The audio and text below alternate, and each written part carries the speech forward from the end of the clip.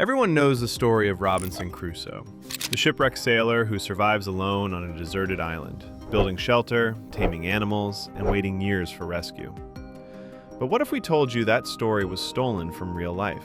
That a flesh and blood man was marooned on a remote Pacific island years before Daniel Defoe ever put pen to paper, and that his survival was so extraordinary it captured the imagination of the entire world. So who was this man? And why does the island bear the name of a fictional character instead of the real castaway who actually lived there? To understand what happened on that island, we need to go back to the beginning. Back to a time when the Pacific Ocean was both the most dangerous and most profitable place on Earth, and when the difference between fortune and death was often a matter of inches. It is the late 1600s, and the world is in the grip of a maritime gold rush. Spain controls vast colonial territories across South America, shipping enormous quantities of silver, gold, and goods back to Europe along well-established Pacific routes. England, not yet dominant on the seas, relies on a different strategy. Rather than building colonies of its own in the Pacific, it licenses privateers, essentially state-sanctioned pirates, to raid Spanish shipping lanes and disrupt their supply chains. It is a brutal, dangerous, and enormously lucrative business, and it attracts some of the most capable and reckless sailors of the age. Among these men is a Scottish sailor named Alexander Selkirk. Born in 1676 in Largo, a small coastal town in Fife, Scotland, Selkirk grew up near the water and developed a reputation from an early age for being headstrong, confrontational, and extraordinarily skilled at sea. At the age of 19, he was summoned before the church elders of Largo for indecent behavior in church. Rather than face punishment, Selkirk did what came naturally to him. He ran away to sea. Over the next several years, Selkirk built a reputation as a capable navigator and sailor aboard privateering vessels raiding Spanish interests in the Pacific. By 1703, he had worked his way up to the position of sailing master, the officer responsible for the navigation of the ship, aboard a vessel called the Cinque Ports, part of a privateering expedition led by William Dampier. It is this expedition that will set the stage for one of the most remarkable survival stories in human history. The Cinque Ports was in bad shape. Anyone with eyes could see it. The hull was rotting from the inside, the rigging was in a constant state of disrepair, and the pumps that kept the ship from taking on water had to be worked almost continuously just to keep the vessel afloat. Selkirk, as sailing master, was intimately aware of just how dire the situation was. He understood ships, and he understood that the Cinque Ports was on borrowed time. The captain of the Cinque Ports was a man named Thomas Stradling, and the relationship between him and Selkirk had deteriorated badly over the course of the voyage. The two clashed repeatedly over the management of the ship, the treatment of the crew, and the decisions being made about the expedition's route and objectives. By the time the Cinque Ports reached the Juan Fernandez Archipelago, a cluster of remote islands roughly 400 miles off the coast of what is now Chile, the tension between Selkirk and Stradling had reached a breaking point. Selkirk demanded that the ship be repaired before continuing. He believed, correctly as it would turn out, that sailing on in her current condition was a death sentence. Stradling refused. Whether it was stubbornness, financial pressure, or genuine disagreement about the ship's condition, Stradling was not willing to delay the expedition any further. The argument escalated. Selkirk, in a moment that was either incredibly brave or spectacularly foolish, depending on how you look at it, declared that he would rather be left on the island than continue aboard a ship he believed would sink beneath him. He expected the crew to back him up. He expected others to share his assessment and his refusal to sail on. They did not. One by one, the men who had privately agreed with Selkirk's concerns chose to stay aboard rather than risk being marooned. Stradling called his bluff, and in October of 1704, Alexander Selkirk was put ashore on the island of Masa Tierra with his sea chest, a musket, a hatchet, a knife, a Bible, some bedding, and enough food to last a few days. He stood on the beach and watched the Cinque Ports disappear over the horizon. He would not see another human being for 4 years and 4 months. The island Selkirk found himself on was not a barren rock. Mas a Tierra, later renamed Robinson Crusoe Island in 1966, is a lush, mountainous place roughly 36 square miles in size. It sits in the South Pacific, close enough to the Chilean coast to occasionally attract passing ships, but remote enough that those ships were rare. The island was uninhabited when Selkirk arrived, though it had been used periodically by sailors as a resupply stop. In the first days and weeks, Selkirk was consumed by despair. He spent much of his time on the beach, scanning the horizon for any sign of sail, unwilling to accept that rescue was not imminent. He barely ate, he barely slept. The sounds of the island at night, unfamiliar animals, wind through the dense vegetation, the crash of surf against volcanic rock, filled him with dread. He later told people that the psychological torment of those early weeks was worse than anything that came after. The solitude was not peaceful. It was crushing. But Selkirk was not a man who stayed crushed for long. Once Selkirk accepted that rescue was not coming tomorrow, or next week, or perhaps for a very long time, he forced himself to think practically. He had skills. He had tools. He had an island full of resources, and he had a choice: adapt or die. The island offered fresh water from streams running down from the mountains, a luxury many castaways never had. It was also home to enormous numbers of feral goats, descendants of animals left by earlier Spanish visitors who had used the island as a supply depot. Selkirk's musket allowed him to hunt them initially, but gunpowder was finite. When his supply ran low, he did something remarkable. He trained himself to run down the goats on foot. The mountainous terrain of the island made this an extraordinary physical feat.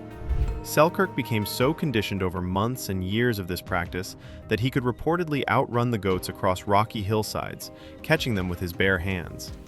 He killed them for food, used their skins for clothing as his own garments deteriorated, and rendered their fat for other uses. The goats became the cornerstone of his survival.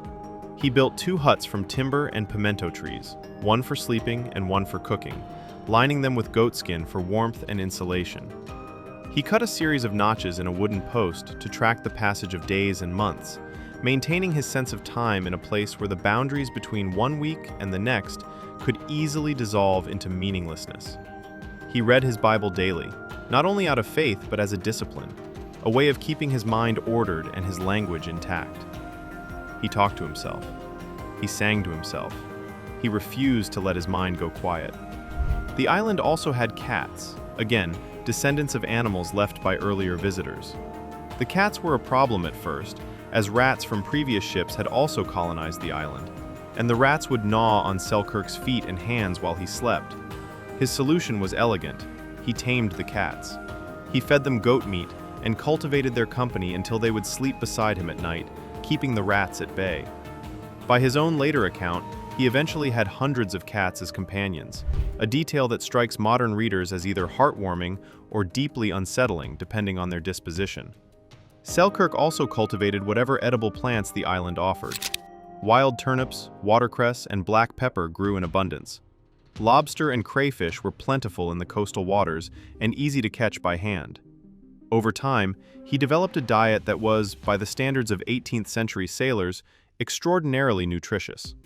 While men aboard ships were dying of scurvy from the lack of vitamin C, Selkirk was eating fresh fruit, fresh seafood, and fresh vegetables every single day. He would later arrive back in civilization in better physical health than many men who had never been marooned at all. Selkirk was not entirely without contact during his years on the island. Twice, ships appeared in the waters near Mas a Tierra. Both times, they were Spanish vessels, and both times, being rescued by the Spanish was more dangerous for Selkirk than remaining on the island. England and Spain were at war. A Scottish privateer captured by a Spanish crew in the Pacific would face imprisonment at best, and at worst, he could be handed over to the Inquisition, which had a particular interest in Protestant sailors operating in what Spain considered its sovereign waters. When the Spanish ships came close enough that Selkirk could see them clearly, he fled into the hills rather than signal for help. The Spanish sailors came ashore, searched the area, and even fired their muskets into the tree line in the hopes of flushing out whoever they suspected was hiding there. Selkirk climbed a tree and waited motionless until they gave up and left. He had chosen solitude over the risk of a fate potentially worse than being alone. On February 2nd, 1709, 4 years and 4 months after Selkirk had been put ashore, 2 English privateering ships, the Duke and the Duchess, operating under the command of Captain Woodes Rogers, arrived at Massa Tierra to resupply. When a landing party rowed ashore, they found a man who had, in Rogers' own words, so much forgot his language for want of use that we could scarce understand him. He was dressed entirely in goatskins. He was healthy, muscular, and deeply tanned. And he was, by any reasonable assessment, barely recognizable as the sailor who had been left there years before. Selkirk's first request when brought aboard the Duke was not for a meal or a drink. It was for time. He had become so accustomed to solitude that the noise, the movement, and the company of over 100 men was overwhelming. He needed to adjust gradually to being around people again, eating rich food slowly at first because his stomach, accustomed to the clean, simple diet of the island, revolted against ship's provisions. He rejoined the crew as a navigator, and Woodes Rogers was so impressed by the man's condition and his account of survival that he took careful notes. Those notes would eventually circulate through London society, where they caught the attention of a writer named Daniel Defoe. Defoe published Robinson Crusoe in 1719, 10 years after Selkirk's rescue. Whether he drew directly from Selkirk's story or simply from the same cultural moment, the parallels were obvious enough that contemporaries made the connection immediately. The fictional Crusoe became immortal. The real castaway did not. What happened to Selkirk?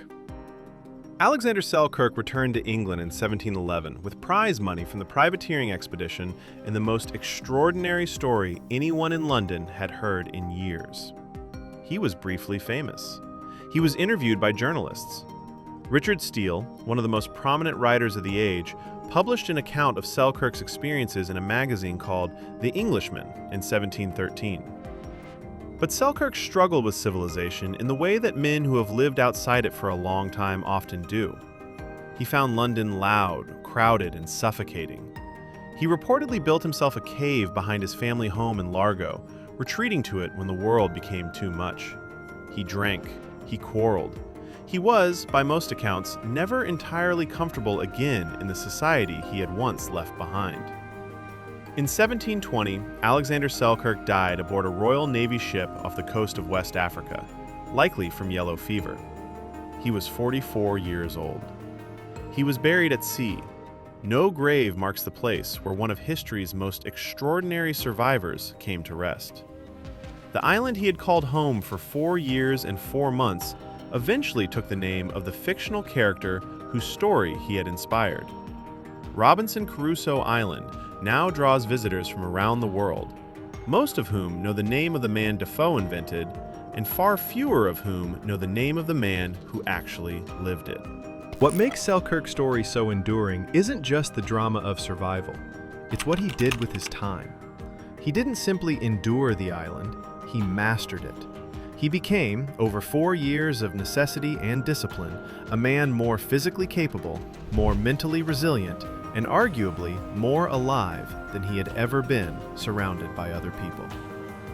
When Woodes Rogers' crew found him, they expected a wreck. They found someone who had run the island's goats into the ground and come out the other side with better health than any of them. That is the part of the story Defoe understood intuitively, even if he never acknowledged where it came from. The real Robinson Crusoe was a Scottish privateer with a short temper and a gift for survival. His island still carries someone else's name, but the story, the real one, belongs entirely to him.